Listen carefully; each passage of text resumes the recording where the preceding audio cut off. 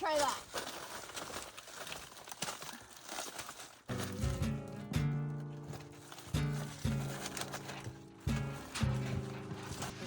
Sorry about the wind.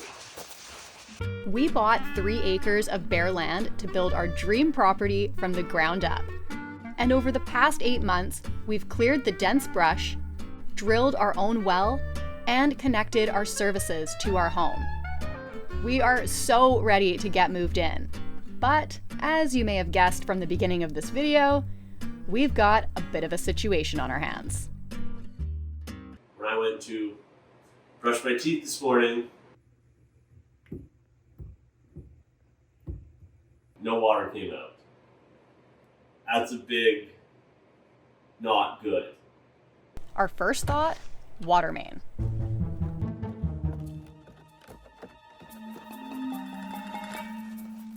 All right, so I'm under the house at the water main here.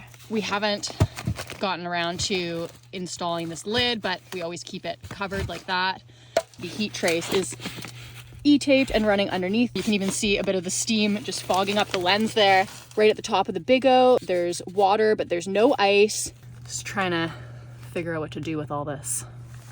To our surprise, the water main was all good. So, time to check the well.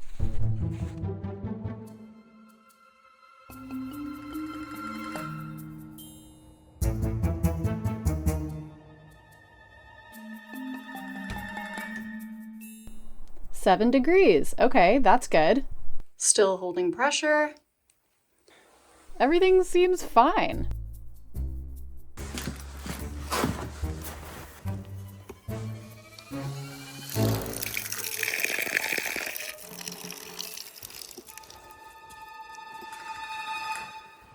After checking the well house and everything being good there too, we headed back inside the home to pull up the floorboards again. Trying to get some heat in on that pipe. Yeah. If you've been following our adventure over the past few months, you'll know that we've spent weeks chest deep in trenches getting our water lines and services in the ground and connected to our home. And just 2 weeks ago, we replaced all the plumbing in our home and fully renovated our bathroom. I kid you not, the very next day after finishing the bathroom, we found ourselves here with frozen pipes. You might have a hard time hearing it. We're not going to turn the water heater off, but if I flex this line,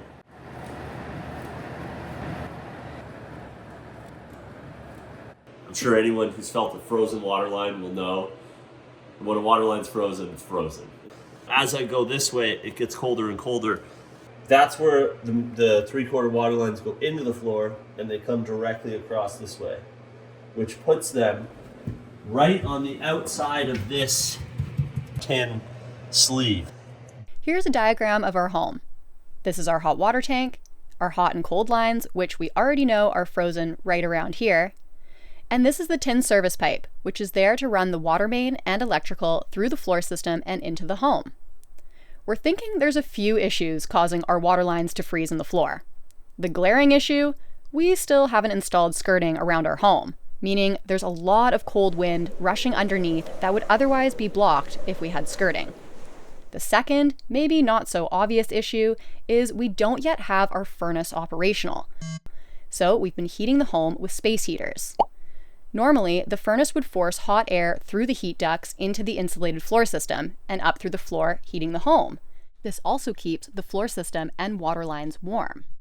Although we're maintaining 20 degrees Celsius inside the home with the space heaters, heat naturally rises, so there's just not a ton of heat getting down into our floor system right now. And since there's been a lot of heat transfer loss in this area, we're going to start here. We dropped the electrical box for our heat trace down below the house, then went outside to seal off the service pipe with insulation from underneath. A big time, not ideal situation. Yeah. Okay.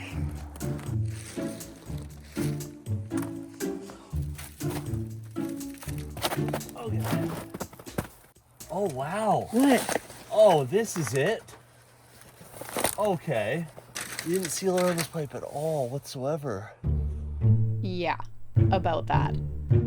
A few weeks ago, I used my smaller height to my advantage and got underneath the house to fill any holes or tears in the underbelly.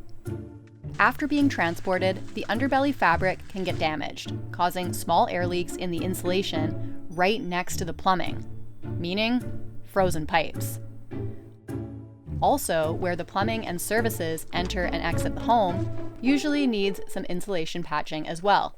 So I got under there and spray foamed, but I really didn't give this as much care and attention as I should have.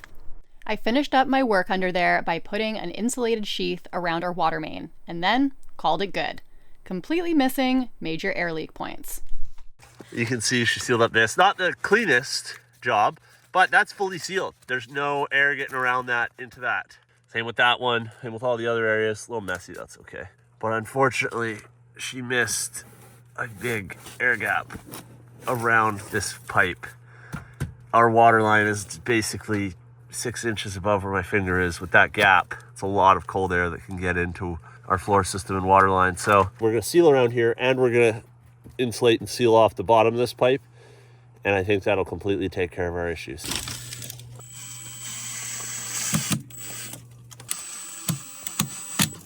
Okay, step one complete. Okay, so that being out to the element should be good now, right? Yeah. And it's essentially air tap. It's basically gonna kick on sooner. So I'm gonna start just hilty foaming around this. Do you wanna go flick that breaker on? Yeah, for sure I can. So we were able to find some scrap rock wool left over from the well house. So we're just scrubbing some of that out.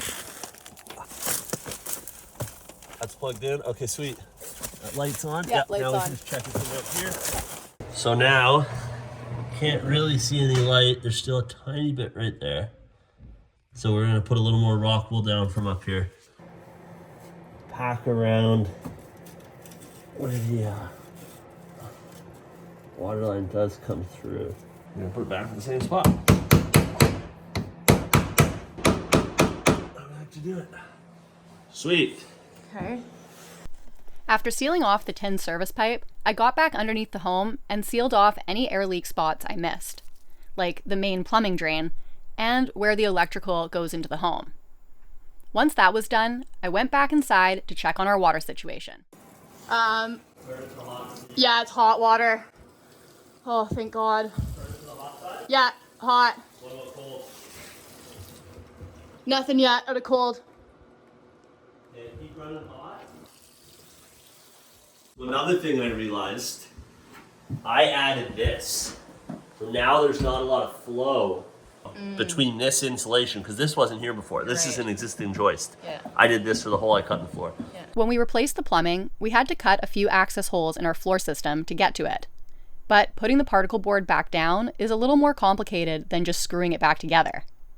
Because we've compromised the structural integrity of the floor, backing needs to be added to reinforce where the floor was once cut. What we didn't realize is that this piece of backing would block air from free flowing. And although our furnace isn't operational right now, we definitely don't want to be blocking any warm air from circulating in our floor system. So I stopped even a lot of the airflow from the heat coming this way. I see. So what I'm actually gonna leave that cardboard in there, and I'm gonna take this and I'm gonna put it right here. Yeah. When we're done. Yeah. So that'll always keep a little bit of an airway open underneath this. That's a going good towards idea. those water lines. There's a duct. That sounds like ice moving through the Sounds cold. Yep. Yeah. So it's all good. Now, as long as it's not leaking, we're all good. Yeah. It was like a couple issues that all together created a recipe for disaster. Exactly, yeah. Definitely a very valuable lesson learned here today. Small jobs that seem unimportant or fiddly, little injuries in the air barrier here, there, and the other really add up into a large problem. Yeah. Let's go get some food. We deserve a coffee. Probably could have done a lot better job filming this and all that, but this was so unexpected, and we were freaked out. We just spent so much time and effort, as you guys are aware, getting this water out of the ground, back into the ground, across our whole property, and then up into this house, and then replacing all this plumbing. So to say it was whatever you want to say, Terrifying. it's not good. With the pipes unfrozen and thankfully no leaks, we moved on to our next task at hand, preparing for an upcoming heavy snowfall. Throughout the day, we got about 10 to 15 centimeters, totally manageable. But there was still one question on our minds. How would our newly installed sea can shelter handle it?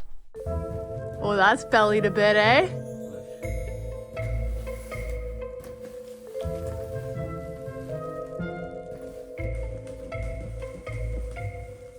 If you caught our sea can shelter video, the instructions it came with were very clear on snow management. It's the owner's responsibility to take off snow immediately, if not slide off by itself. Eek.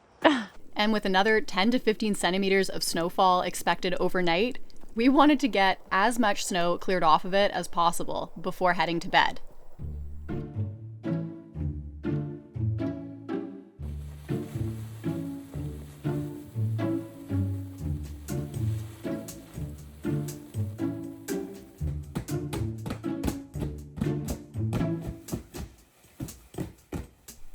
After a few pats to the underside of the canvas, the majority of the snow sloughed off.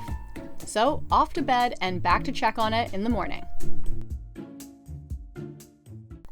It was a very cold night in the trailer, and we definitely got a lot more snowfall. But realistically, it has been a very mild winter around here, and selfishly, it's really helped us out with where we're at in our property development. But before we could get to clearing off our shelter, we were going to need some help from our trusty all-star. Now, it hasn't been fired up in about a month, so hopefully it starts nice and easy.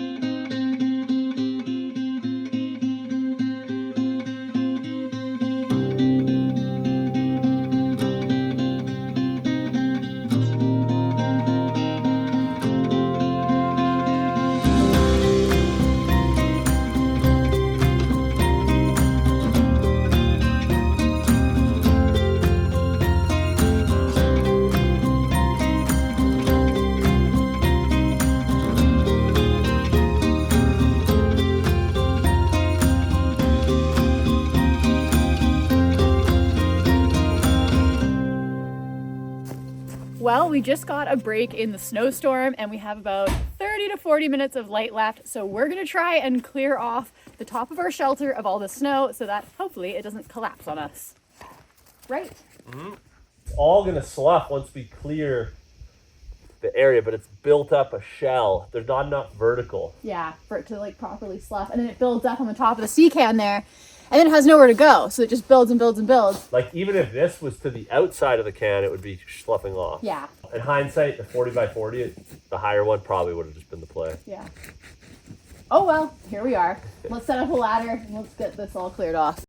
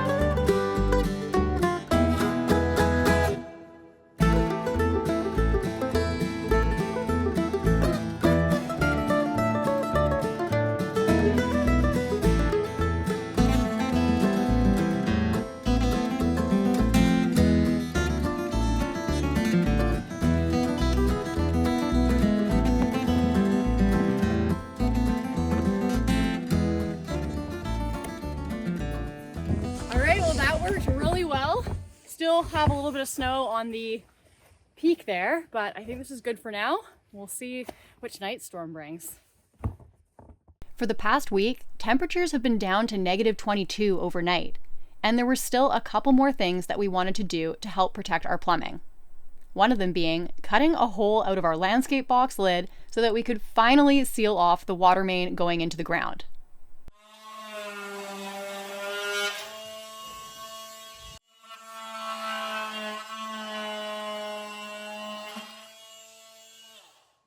Fuzzy tool is the best tool. Yeah, for little adjustments, I think that'll work well.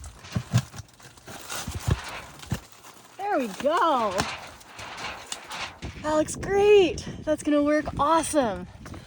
Hard to see, but that's actually tight. It goes down on a slope there. Perfect. That'll keep it nice and warm. We're complaining about the cold, and she's chewing on the ice brick in the snow.